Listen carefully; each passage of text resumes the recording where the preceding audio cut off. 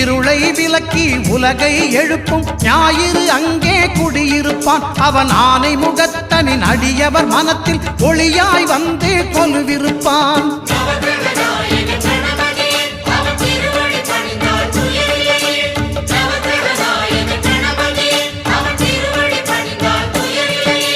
ஒன்பது கோளும் ஒன்றாய் காண